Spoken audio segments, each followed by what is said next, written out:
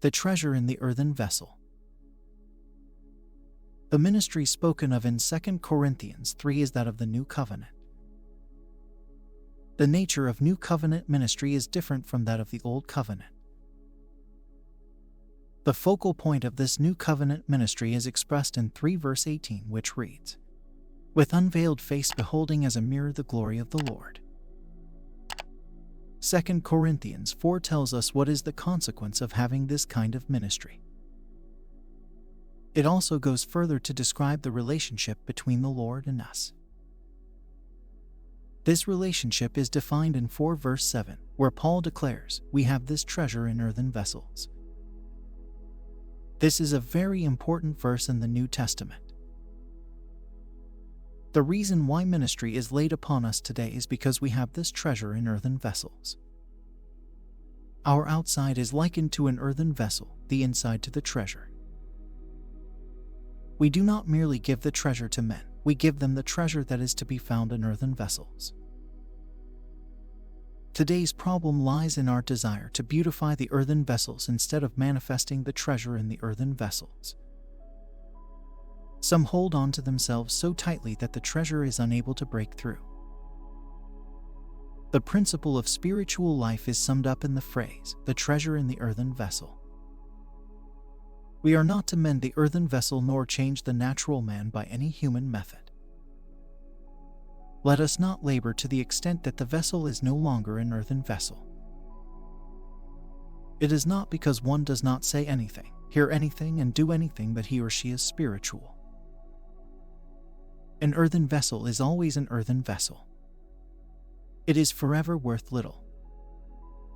If the Lord so arranges that you be a student, then be that. If the Lord appoints you to be a housewife, then be content to be such. Your being a student or a housewife should not hide the treasure that is in you. The New Covenant ministry rests on how much treasure the Lord gives and not on how cleanly you wash or beautify your earthen vessel. Today man is not innocent enough before God. He does additional work on the earthen vessel. But no matter how much work is done on his earthen vessel, the one and only result of such work will be to draw people's attention to himself. The ministry of Paul was manifested most wonderfully, yet his bodily presence was quite weak. Today, however, man's ministry is weak, but his personal appearance is fairly strong and attractive. How we need to go before God and learn the lesson of being smitten and dealt with.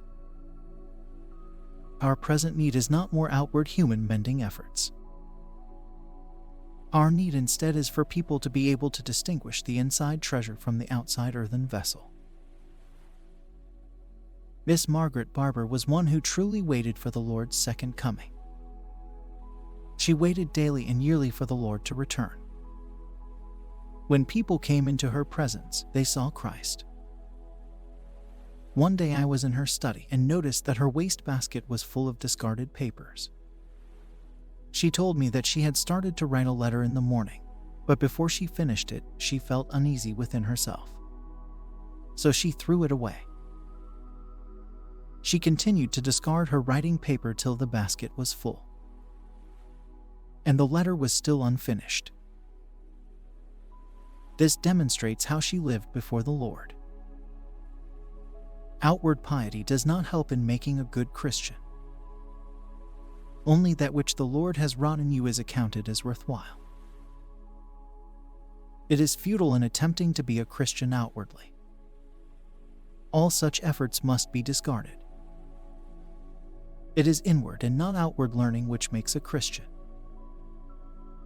2 Corinthians 4 mentions the die or the slaying of Jesus. This slaying or deathizing occurs inwardly, not outwardly, in the life of the Christian. And it goes on continuously. Let us not lead the brothers and sisters astray. Let us not teach people to speak and work like certain so-called saints. Such guidance is useless in the knowledge of God.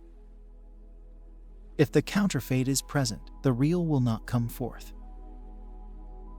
If human effort remains, that which emanates from God will not come forth. The false must go before the real can come. Today, the greatest principle to grasp hold of is this: the treasure in the earthen vessel. Let us not ever spend time in beautifying ourselves.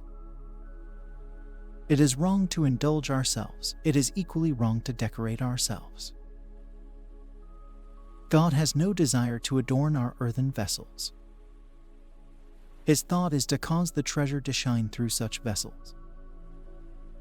Many do not realize how much pretension and make-believe they put up before men. During Christmas time one year, Brother T. Austin Sparks lay on the grass and played with his son and his dog. Such a scene was totally natural and beautiful.